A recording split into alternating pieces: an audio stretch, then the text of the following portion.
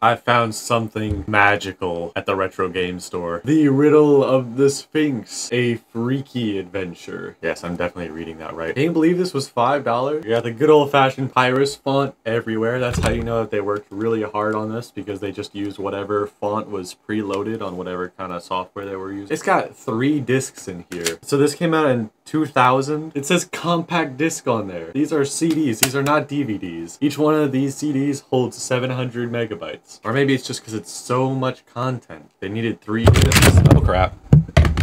Stay. I just put OBS into full screen and there's no button to like make it not be full screen. This is off to a great start. An ancient riddle, a deadly curse, an epic challenge. Yeah, there's a whole bunch of like, I don't even know what is on here. It's some kind of material. It looks like old macaroni. Got like luged onto here. The front of these discs has like a little texture to it. It actually feels really nice. Everything about this is just pointing every single different direction and none of it is correlating. There's this whole little booklet here, and this is a, oh shit. This is a meaty little booklet. This isn't like a thin, like, little instruction manual with a map of the world. There's like stuff here. Yo, register now to win free stuff. Oh, I hope that hasn't gone out of date yet. Enigmatic environments. Freaky environments with that font. Wait, why are you telling me about the contents of the game? I already have the game. I wouldn't have this if I didn't have the game. You don't need to try it.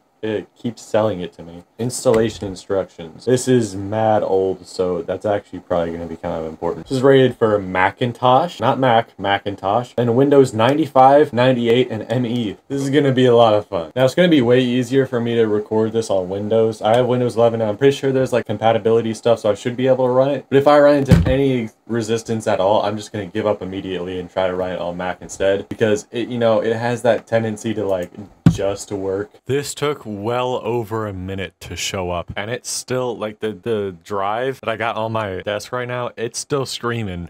I've never heard it run that loud before. I assume I'm just gonna launch setup and wait for something to happen. Yeah, make changes to my hard drive. Yeah, look at this. It's just working. All right, yeah, let's, actually, I should probably read this. So we need at minimum a Pentium 166 megahertz. I think I'm good on that. I don't even know what an 8X CD-ROM drive is. 14-inch display and thousands of colors. Okay, so we can run it with or without QuickTime. I'm pretty sure QuickTime is like a Mac thing, so I'm gonna do no. That might be entirely wrong, and I might be getting screamed at by whoever's looking at this video. All right, finish. Now we wait for something to happen. That was quick. Register online. No, thank you. There's an online support service. Are these people, do they still exist? No, but there's cheap and reliable web hosting. Wonderful. Ah yes, well, a dissolution in 2011 might be the reason for that. Okay, time to launch Riddle of the Sphynx. This cursed piece of software is it gonna run? You need QuickTime version 4 or greater to installed to run Riddle of the Sphynx. What? I genuinely had no idea that you could have QuickTime on Windows. So I keep opening up QuickTime and it keeps giving me a loading screen that doesn't do anything. So I'm gonna try compatibility running it in Windows 7 because that's what's rated for. And is it gonna do the same thing? Yes! Like, what on earth do you need to do that requires so much time? You have infinite resources using 35 megabytes of RAM and 0 CPU. Okay, well, I'm just gonna try to run the Riddle of the Sphynx without making sure QuickTime Player actually works. Now, are you going to work?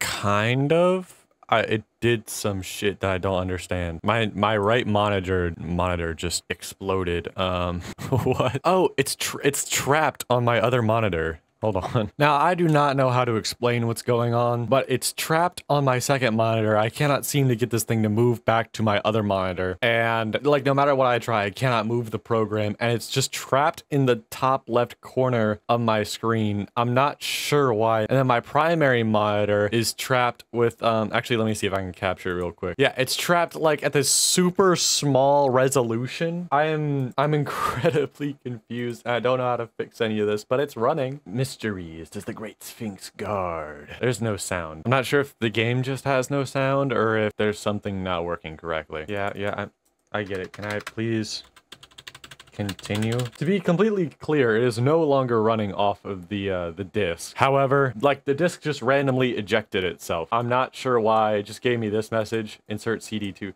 Oh yeah, that's why, insert CD2. That would make a lot of sense. Never mind. But how did it like eject itself? I don't think it has the security permissions to be able to do that. Man, I don't know. I'm just listening to the cursed piece of software. Just do what it tells me to. I have no idea what to do right now. I put the other disc in and nothing is happening. I'm not sure if I should. Oh, hold on, something's happening. Oh my god. Yeah, we're in the game. So it is very much trapped in like the top left corner of my screen, but I can't seem to really do anything about it. And I can't seem to resize it either. So you guys are just gonna have to deal with the black bars on the side of the screen. Anyways, let's start the point and click adventure, I guess. Oh, I can look around.